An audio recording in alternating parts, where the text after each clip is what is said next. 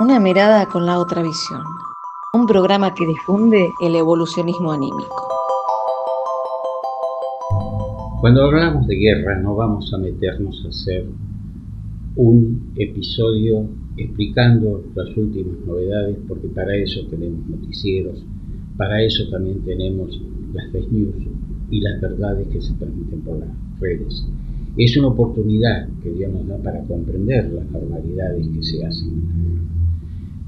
Crueldades ahora se están viendo, pero de época donde se quemaban personas vivas, donde se empalaba gente, que era una tortura tremenda, porque la persona quedaba atravesada con una lanza, un palo, colgada, destrozada por dentro, sufriendo hasta que se moría. Entonces, crueldades hubo siempre. Y crueldades hechas a sabiendas que se está haciendo, por acción o por omisión también. Eso es. Nosotros vamos a sí explicar cómo quedó todo siempre formalizado. Excusas tenemos todos, razones tenemos todos. Si queremos analizar el por qué y para qué las guerras, tendríamos que empezar a pensar de dónde, cuál es el origen. Vamos a la noche de los tiempos, porque la guerra en realidad representa en este momento como si fuera un monstruo mitológico, de esos que nos contaban los griegos, los romanos y pueblos anteriores. En el infierno de Dante, por ejemplo, que le gusta leer, la Divina Comedia, encontramos monstruos que representarían los famosos diablos de tortura de esa época. Pero nosotros acá tenemos que analizar que hubo distintas facetas desde la prehistoria del ser humano.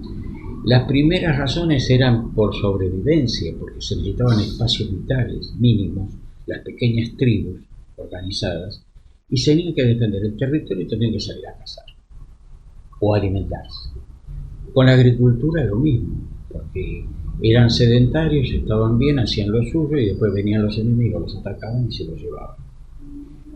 Un ejemplo clásico eran los pueblos bárbaros en Eurasia, que atacaban a veces a los chinos del norte, que se les venían las hordas salvajes, los mataban y se quedaban con todo, lo saqueaban y lo dejaban después que se murieran de hambre, porque no dejaban nada. Entonces ese tipo de crueldades lo tenemos desde la noche de los tiempos. Y los pueblos que hoy se consideran civilizados, cometemos el error en esos casos cuando estamos así encarnados. Nosotros, acuérdense que venimos haciendo nuestras experiencias encarnadas en distintos pueblos y en distintos lugares y en distintas épocas, de manera que no sabemos por qué nos pasa una cosa, pero hay una razón, hay una experiencia. Por ejemplo, si yo en algún momento de mi existencia anterior he dedicado a torturar a alguien, sacarle la vida, y bueno, en algún momento o lo comprendo y cambio para bien y trato de superar eso, o tendré que pasar la experiencia de lo mal que hice para darme cuenta. Y esto es bueno que se sepa para aquellos señores que están muy cómodos en un escritorio hablando de la guerra. Hablar de la guerra es fácil, lo difícil es estar, lo difícil es convivir con eso todo el tiempo y con el miedo que genera. Bueno, entonces, volviendo a lo que estábamos diciendo, en esas épocas ancestrales se defendía esos espacios vitales que era la supervivencia de la tribu o de la organización mínima que había. Pero luego empezó a haber una competencia entre las clases superiores, llámese nobles, reyes, emperadores, para defender sus espacios, porque era necesario defender los espacios. Cuando escuchamos a veces, por ejemplo, ya un poquito más acá, que los reyes, los emperadores y la nobleza tenían cotos de caza. En realidad los cotos de caza eran reservas de la madera, porque en ese momento la madera era lo que se quemaba como combustible. No estaban todavía los combustibles fósiles, no estaban en esa época. Estamos hablando de 1600, 1700. Pero siempre fue así. ¿Y a quiénes se mataba? Se mataba al pueblo, porque además había un problema que no se dice y que hoy está vigente. Los seres humanos sobrevivimos, superamos los límites, tenemos sobrepoblación mundial.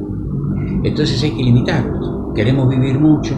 Antes los seres humanos vivíamos 20 años, 25 años, y ya envejecíamos. 30 ya era una cosa. Después fuimos superando, los niveles de límite de supervivencia son mayores, y entonces conflictúan. Conflictuamos porque tenemos que producir alimentación, producir bienes, protegerlos, y vamos cada vez más ampliando el número. Y no tenemos depredadores, salvo nosotros mismos. Entonces ese es el pensamiento y lo que se le enseña desde la noche de los tiempos en la educación llamada superior de algunas clases sociales. Y muchas educaciones se hacen en circuitos cerrados que no llega, ni siquiera paga la educación de ese tipo.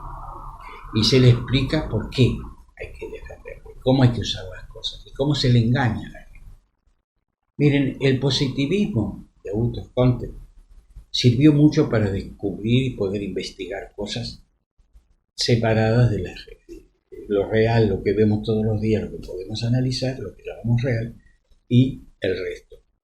Pero no sirve para la parte espiritual. Y entonces, ¿qué se hizo con la parte espiritual? Déjalo a un costado.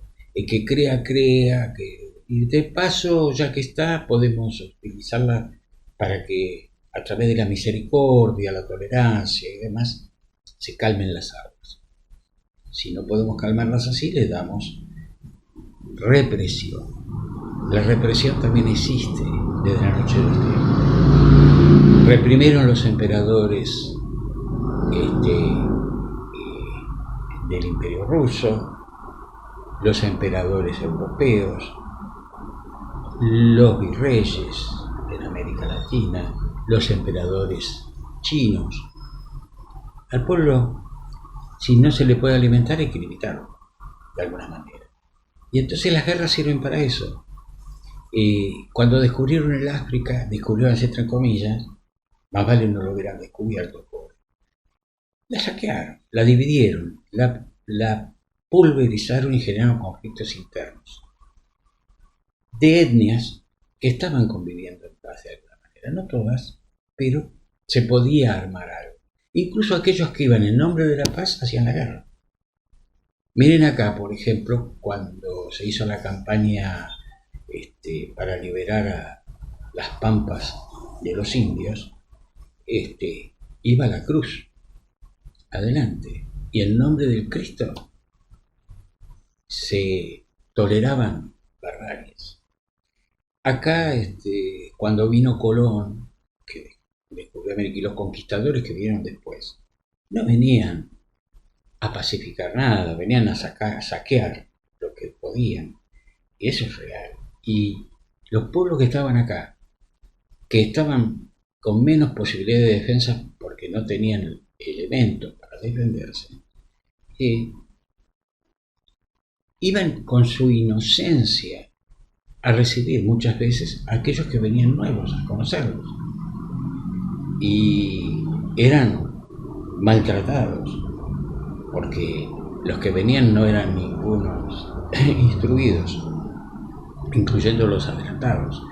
Y bueno, así fueron las cosas y terminaron con grandes sangrías, y permitiendo a aquellos que en nombre de la cruz también aparecían, en nombre de los reyes de Europa, generar un derecho que no existía. Y hoy eso ocurre. No, eso pasó en siglos pasados, no. Ocurre. Los emperadores de entonces, los que tenían derechos entonces, hoy están representados por las multinacionales, por ejemplo.